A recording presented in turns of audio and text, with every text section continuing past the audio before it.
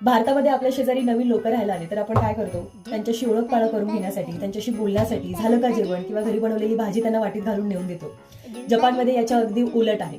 तुम्ही जर एखाद्या ठिकाणी नवीन राहायला जात असाल तर तिथे शेजारी तुमच्या घरी येत नाही तर तुम्हाला शेजाऱ्यांकडे जावं लागतं. याला म्हणतात हिक्कोशी नो आयसात्सू. गंमत म्हणजे शेजाऱ्यांना गिफ्टमध्ये दिला जातो नवीन टॉवेल किंवा डिटर्जंट किंवा टिश्यू. आता तुम्ही म्हणाल हे का दिलं जातं? कारण अगदी 1000 यांच्या आतमध्ये त्या वस्तू येतात, महागड्या वस्तू दिल्या जात नाही आणि घरात वापरता येतील म्हणून अशा वस्तू गिफ्टमध्ये दिल्या जातात. आणि या भेटवस्तू नुसत्या अशा कागदात गुंडाळून चालत नाही, तर त्यासाठी एक विशिष्ट पेपर येतो, त्याला नोशी असं म्हणतात. त्यावरती तुम्हाला तुमचं नाव मोठ्या अक्षरात लिहायचं असतं, जेणेकरून त्यांना तुमचं नाव समजून येईल आणि जर कधी विसरलेच तर त्यांना त्या कागदावरून तुमचं नाव आठवेल. पण याचा अर्थ असा होत नाही की ते तुम्हाला घरात बोलवतील.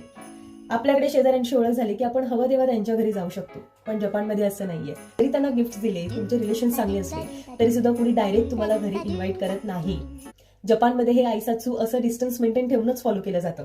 आणि समजा तुमच्याकडनं गोंधळ झाला, गोंगाट झाला, त्यांना काही त्रास झाला तर ते तुमच्याशी तोंडावर येऊन कधीच भांडणार नाही. जपानमध्ये लोक डायरेक्ट कॉन्फ्लिक्ट नेहमी अवॉइड करतात. केसमध्ये ते नेहमी बिल्डिंगच्या मॅनेजमेंटशी जाऊन बोलतात आणि तुमच्याशी इनडायरेक्ट कम्युनिकेशन करण्याचा प्रयत्न करतात. पण इथे आरडाओरडा करणं, शिवीगाळी करणं ह्याला रूढ मानलं जातं. आणि यासोबतच सोशल इमेज मेंटेन राहावी याची खूप काळजी घेतली जाते. म्हणजे अगदीच आदल्या दिवशी तुमची कंप्लेंट केली आहे, दुसऱ्या दिवशी सकाळी तुम्ही त्यांना भेटला तर ते तुम्हाला गुड मॉर्निंग बोलतील. यामुळे आपल्याला त्यांचं वागणं कधी कधी ऑड वाटू शकतं, पण जपानमध्ये सोशल हार्मोनी मेंटेन ठेवण्यासाठी अशाच पद्धतीचं बिहेवियर आहे. तुम्हाला जपानच्या या शेजार धर्माबद्दल काय वाटतं? कॉमेंट सेक्शनमध्ये नक्की सांगा.